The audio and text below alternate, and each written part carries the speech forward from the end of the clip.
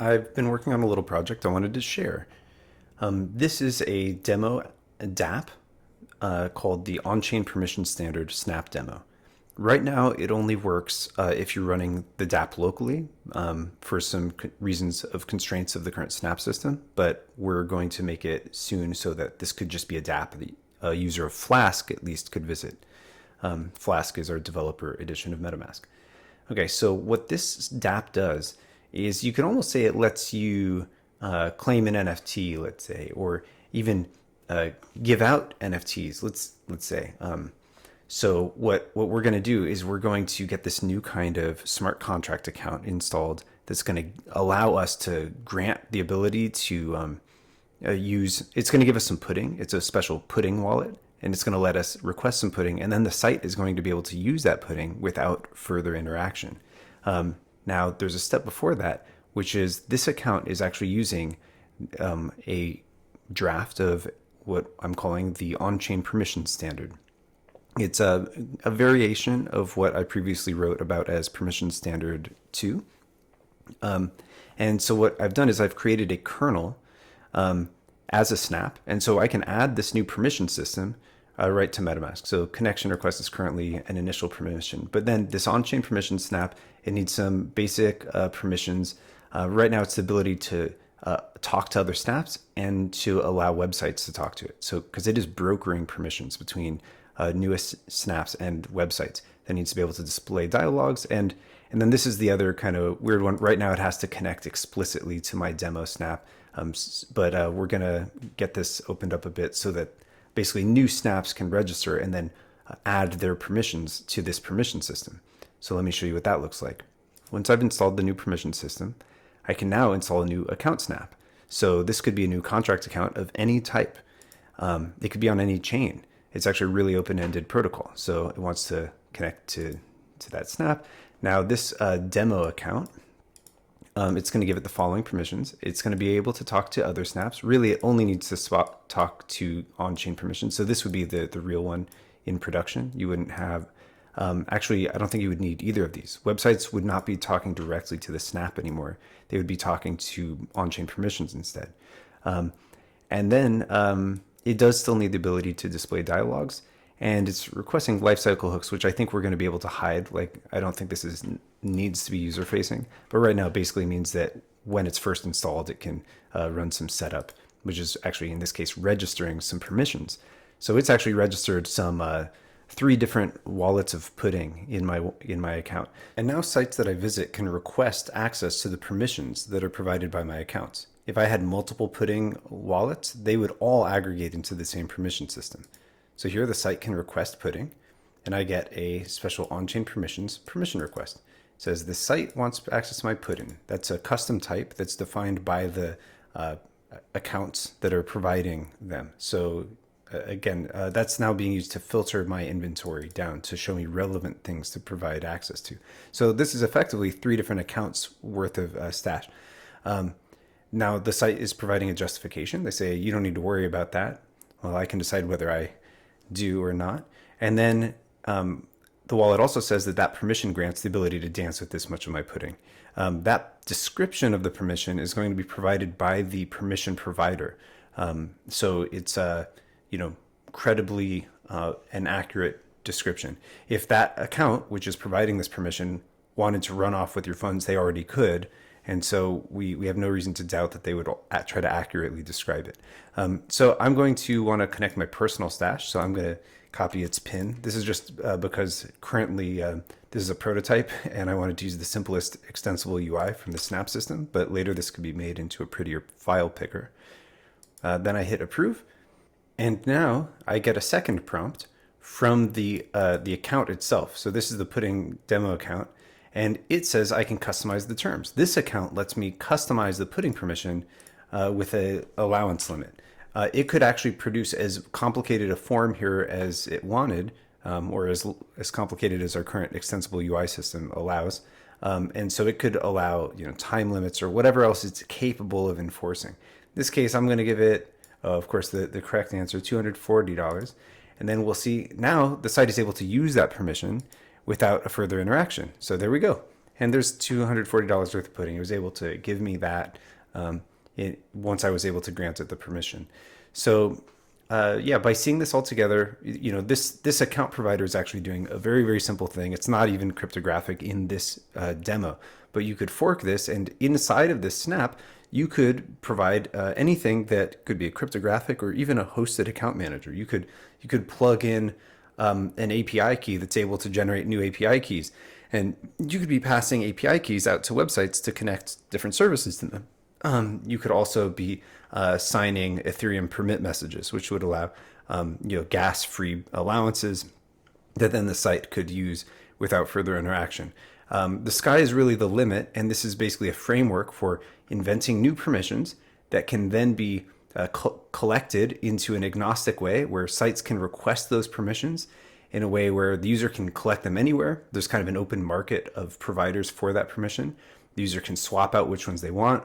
Later, we could provide like a permissions management view that allows a user to swap the provider of a permission out from a site.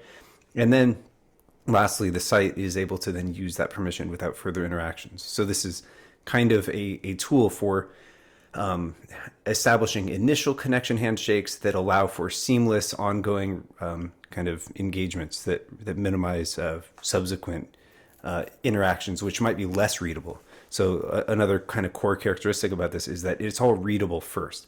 Every single permission is provided by its account. It's defined by the account. It's described by the account. And everything that can be requested by a site is something that was defined first by an account. Instead of, the current norm in Ethereum is you can request something and then the account has to figure it out. We can keep that around, but it's even better if we have some interfaces where the thing that is being requested is inherently readable or even enforceable, where the account could potentially add additional terms. Yeah, I think that's basically a summary of this demo. I'm hoping that the creators of both smart contract account wallets as well as potentially different protocols entirely might experiment to see if the interfaces exposed here might be useful to them to implement their own kind of permissions through a kernel like this. Here I thought I'd just show you some of the types that are getting used here. And these are basically a prototype standard. And when forking the snap, you can change these types to kind of change what you need the standard to be. The hope being that eventually this types file gets refined enough that these things are not getting touched by people forking it. And that will be a sign that the interface is kind of sufficiently flexible. In this case, I'm using Zod to write the types because it produces objects that can be used to validate JSON to adhere to the shape described, but it should be pretty self-explanatory what it is. And it can also then create kind of inference-based TypeScript definitions. So it's useful for TypeScript as well. So first we need some way of referring to addresses. I've got a hope that we can make this a kind of cross-chain or multi-protocol standard. So one address format that adheres to that has some adoption right now is Cape 10. So right now the address is an object which includes a Cape 10 address. I made it an object that includes it because that does give us some flexibility. We could always swap this out for a different value, and then the shape of the object could be providing one or a different method of identifying the subject or object of a permission. So that's an address. Then we've got a type descriptor. This is the thing that can both be used to register a permission and to request a permission. Right now, they have a mandatory name string, which is the primary identifier of the type. There's also an optional description, which when provided by a permission provider is used to represent to the user what the permission is expected to do. Later on, I think it would be great to include additional optional fields for describing the interface of a given permission type. So for example, a permission might be sometimes just a function with a certain interface. Sometimes it might be an object with a few functions on it. It would be great if there was a degree of self-documentation here. And, given the existence of LLMs, it's not unthinkable that you could do something like what GPTs do, where you could actually just have a string, in the description string, you could potentially document the object, and it could be sufficient for a user agent to interpret how to interact with this thing.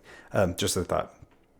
A website then uses this same format to request permissions it needs. So right now it's requesting an object of name pudding, and that is the type. So at that point, the kernel filters to the user all of the things they own that are the type pudding, and then it allows them to pick one.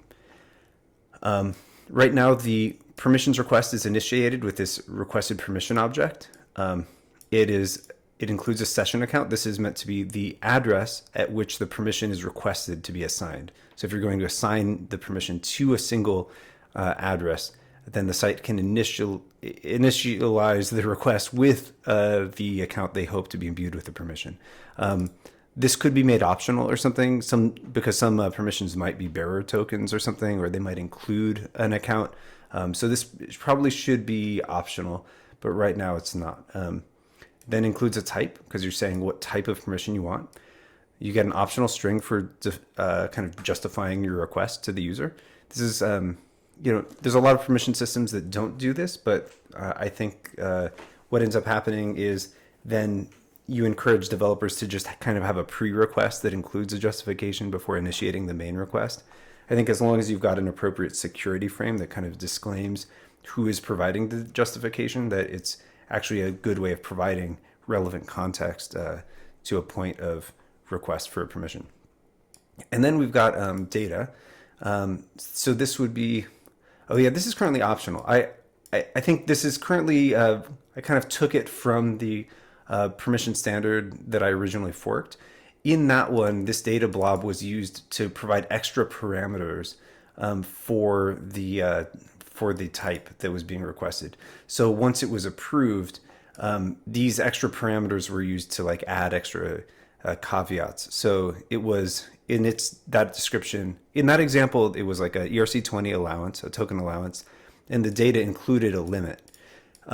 What I kind of did in my demo was, instead of, while you could ask for a limit right here, and that is the norm in Web3 today, because usually you just kind of trust the site to ask for exactly what it needs. You could do that. But also what you could do is, in the response, have the user add their own restrictions directly to the permission. And that's a way of better making sure that the user chose the limits they wanted. They weren't just handed them. And it kind of solves the problem of, are the limits readable? Does the requester have incentive to limit their own requests? Or does the user have the tools to limit requests while still kind of satisfying the type of the request? And then required would just be, if this was part of an array, you could have some that are just kind of like optional things. So in this prototype, I've simplified the standard to only have a single permission request at a time. You could expand this to have an array of these objects, and then you'd have an array of, you'd show a list of permissions potentially.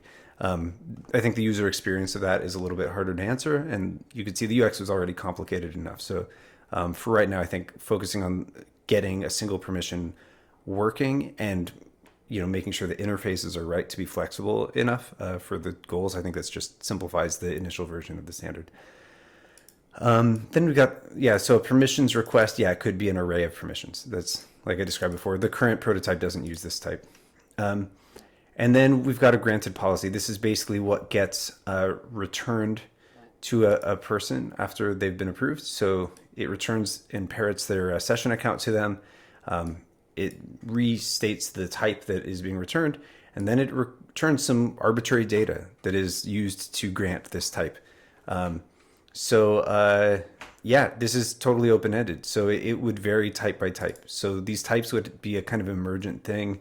It's kind of you hope that standards are emerging where the providers and the requesters are basically creating types where whatever this initially is known by this name.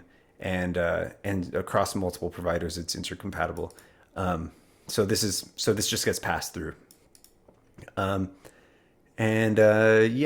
ops. This is a notion we've got for the permissions response. Oh, right. So that's the granted policy. That's only one part of the final response. I think this was a little bit sloppy.